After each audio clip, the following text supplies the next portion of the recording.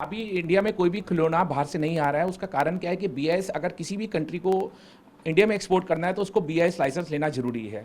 BIS licence अभी भी किसी भी एक्सपोर्ट किसी भी कंट्री को आउटसाइड ऑफ इंडिया भी नहीं ग्रांट हुआ है। उसका रीज़न क्या है कि उसके लिए फैक्ट्री ऑडिट होता है।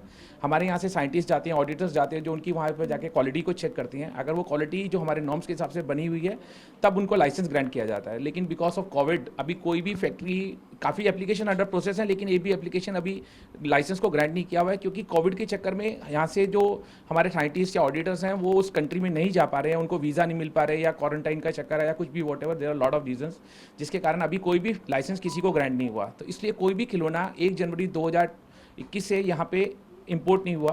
कोई भी खिलौना बाहर से नहीं आया। जो भी खिलौना बन रहा है और जो भी बिक रहा है वो सब मेड इन इंडिया है। तो सर पहले जो आते थे टॉयज़, अगर हम पहले की बात करें, जो अभी तक जो आ रहे थे, तो वो उनकी प्लास्टिक कैसी होती थी? 2017 में एक नया लॉ आया था बीआईएस का। उस लॉ के अंडर हमारा जो भी खिलौना इंपोर्ट होता था वो सारे के सारे खिलौने हमारे कंटेनर्स जो आते थे बाहर से इंपोर्ट होके वो पोर्ट्स पे रोक लिए जाते थे। उसमें से खिलौना रैंडमली सैंपल हर कंटेनर में से रैंडमली उठाया जाता था और लैब में भेजा जाता था। लैब उसको चेक करती थी, अगर वो खिलौना हमारे नॉर्म्स के हिसाब से बना हुआ है तब तो हम उस कंटेनर को अलाउ करते थे इंडिया में इंपोर्ट के लिए। अदरवाइज वो कंटेनर को वहीं से या तो री एक्सपोर्ट कर दिया जाता था या उस खिलौने को डिस्ट्रॉय किया जाता था। तो 2017 से इंपोर्टेड खिलौने में काफ़ी ज़्यादा मीन्स आप कह सकते हैं कि प्रिकॉशंस लिए जा रहे हैं कि कोई भी ऐसा गलत खिलौना है। लेकिन कुछ लोग फिर भी गलत तरीके से या कुछ गलत तरीक़ों से यहाँ खिलौना ला के बेचते थे, जो रैंडमली नहीं पूरी तरह से चेक हो पाता था।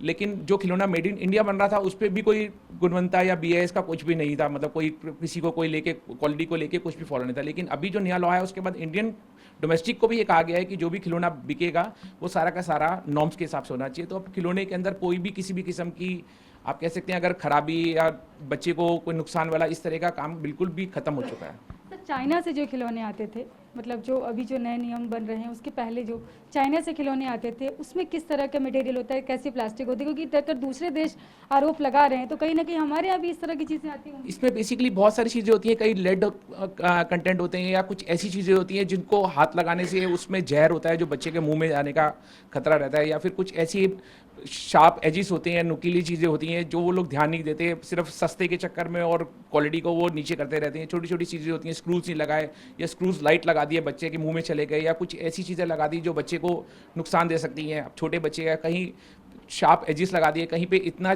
ऐसा होल लगा दिया कि बच्चे ने उंगली डाली और उसकी उंगली फंस गई। तो इस तरह की चीज़ें थी जो नॉर्म्स को नहीं फॉलो करते थे, सिर्फ सस्ते के चक्कर में और क्वांटिटी के चक्कर में वो लोग उसको बेचे जा रहे थे या मंगवाए जा रहे थे।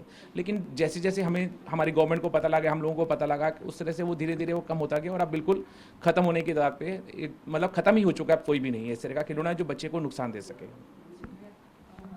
सो यही toys market association of India के वाइस प्रेसिडेंट विपिन जी, इन्होंने बताया कि पुराने जो पहले कहेंगे जो 2021 से पहले इस तरह के खिलौने आ जाते थे, खासतौर से चाइना से भी बहुत सारे ऐसे खिलौने आते थे जिन पर क्वालिटी चेक नहीं हो पाता था।